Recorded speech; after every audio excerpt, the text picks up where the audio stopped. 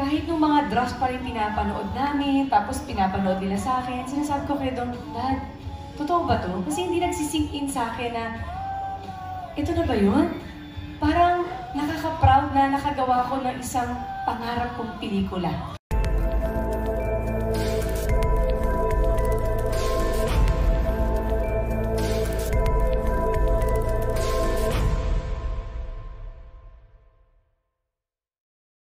Comeback movie kasi 13 years ago was the last. Tama ba, Marian? Anong pakiramdam na ang ilalabas nyo ngayon is a comeback film that you guys worked on for ilang months? Palagi akong looking forward kapag makakatrabaho ko si Dong. Siyempre, iba kami as mag-asawa sa bahay, Tama. iba kapag katrabaho. So sabi ko nga, nung last shooting day namin, may eksena ako na ending, hindi ako iiyak. Sabi ko, direct, hindi talaga ako iiyak Pero umiiyak ako kasi sabi ko, one thing is for sure, mamimiss ko siyang katrabaho. Kaya natapos na yung shooting. So sabi ko, looking forward uli ako na makatrabaho uli siya. So ganun yung pakiramdam na sobrang nakaka-inlove pa rin talagang katrabaho si Dong. Saka, so sa next movie namin, fast forward naman. Kahit nung mga draft pa rin pinapanood namin, tapos pinapanood nila sa akin, sinasabi ko kay Dong, Dad, totoo ba to? Kasi hindi nagsisink in sa akin na, ito na ba yun? Parang nakaka-proud na nakagawa ko ng isang pangarap kong pelikula. Grabe. After seeing the teaser and the poster, we would assume this is a heavy drama for you. This time, after ng comedy movies mo, what are your preparations you've made for this comeback on the big screen?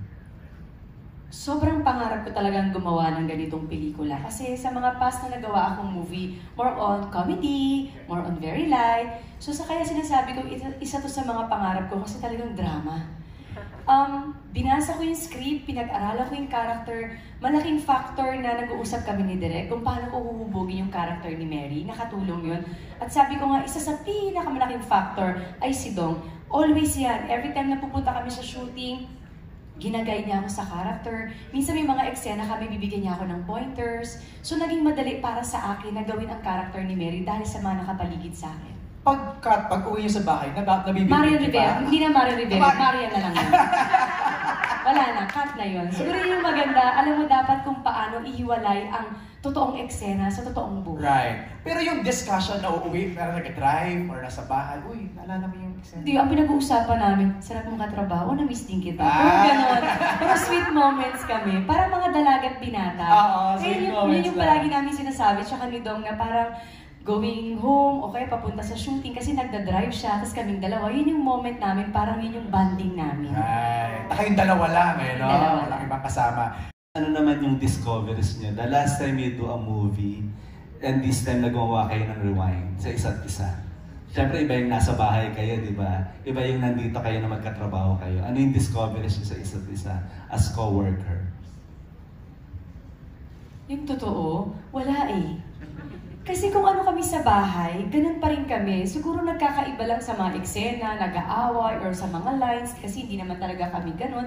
Pero kung paano kami sa pelikula or sa trabaho na ganun kami, hanggang sa bahay ganun din kaming dalawa. Siguro malaking factor din na naging leading man ko siya way back Marimar, tapos nakapagtrabaho kami. Nung pandemic, marami kaming ginagawang mga sarili namin mga videos for the endorsement. So alam na namin kung paano magtrabaho yung isa't isa at alam na namin kung paano mag-a-adjust sa isa't isa. And one thing for sure, magkasundo talaga kami sa lahat ng bagay.